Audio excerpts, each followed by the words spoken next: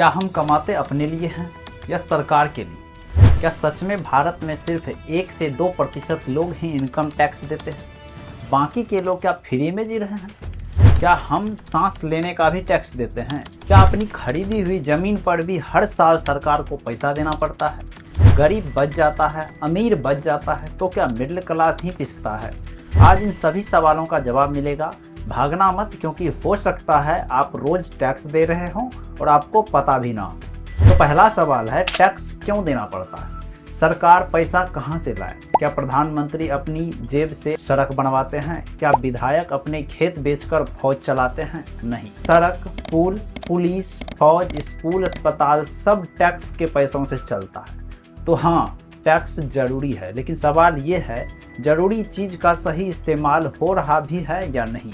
दूसरा सवाल है, क्या सिर्फ अमीर ही टैक्स देते हैं?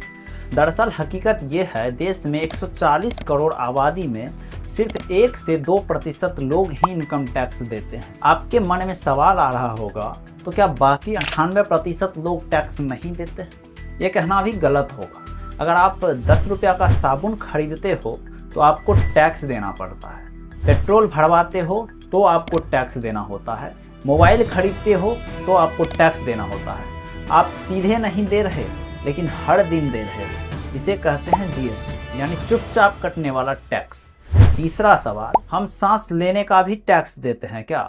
अगर सीधा जवाब दे तो नहीं, हम सांस लेने का टैक्स नहीं देते हैं। लेकिन सोचिए, बिजली पर टैक्स, पानी पर टैक्स, घर बनाने के लिए सामान जो हम खरीदते हैं उस पर टैक्स, गाड़ी पर टैक्स, मतलब सांस मुफ्त है, लेकिन जिंदगी की हर सुविधाएं टैक्स वाली। चौथा सवाल है, क्या अपनी ही जमीन का किराया सरकार को देना पड़ता है?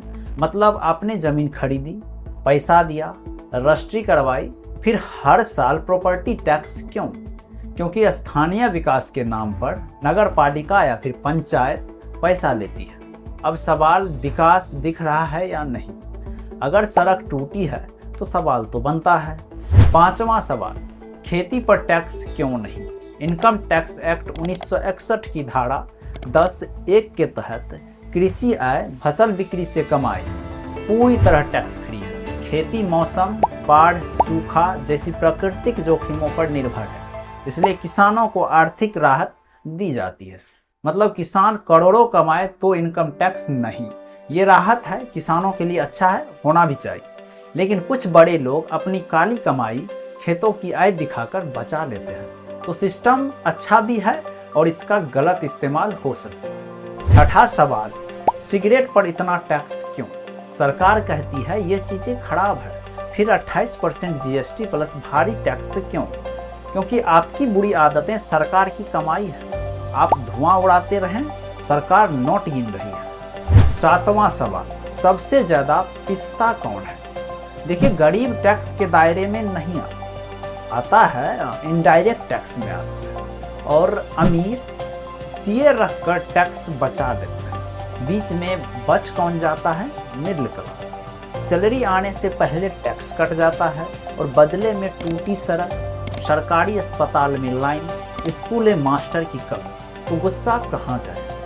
आखिरी और सबसे महत्वपूर्ण सवाल, क्या हमारे टैक्स के पैसों का इस्तेमाल सही से हो रहा है? अगर सब ठीक है तो बहुत अच्छी बात है, हम भी खुश और देश भी खुश। लेकिन अगर सड़क हर बरसात में टूट जाती है, अस्पताल में दवाई नहीं मिलती है, सरकारी स्कूल में मास्टर गायब है, घूसखोरी अपने पीक लेवल पर है, तो फिर सवाल उठना गलत कैसे होगा? हम भीख नहीं देते हैं, हम टैक्स देते हैं।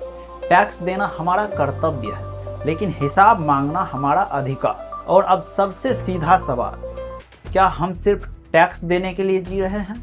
नहीं, हम टैक्स इसलिए देते हैं ताकि देश चले, सिस्टम चले, व्यवस्था मजबूत हो। लेकिन देश सिर्फ टैक्स से मजबूत नहीं होता, देश मजबूत होता है जागरूक नागरिकों से। याद रखिए, सोया हुआ नागरिक चुपचाप टैक्स देता है, जागा हुआ नागरिक टैक्स भी देता है और हिसाब भी मांगता है।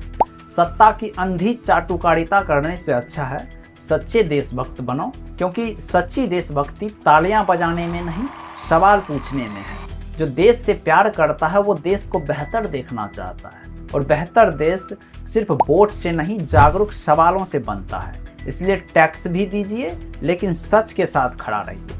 आप देख रहे थे जी मिरर, जहां सवाल भी होंगे और आईना भी। सवाल पूछते रहिए, क्योंकि सवाल ही लोकतंत्र की असली ताकत है। धन्यवाद।